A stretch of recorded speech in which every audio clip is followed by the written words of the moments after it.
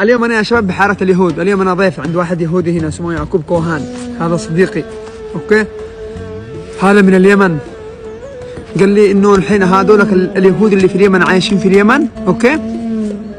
سجلوهم مع الحرب العالمية الثانية إنهم قد ماتوا بسبب العيش اللي عايشين في اليمن. خلاص خلوا لك دول حتى هم على قيد الحياة، الله يرحمهم، مع المعاملة اللي تعاملوا معاه من الدولة. المفروض هذا يمني. تدروا إنه اليهودي في اليمن أخذ العادات والتقاليد والدين كأنه يعني خلاص زوجته لابسة حجاب، بنته لابسة حجاب، عادات وتقاليد يمنية 100%.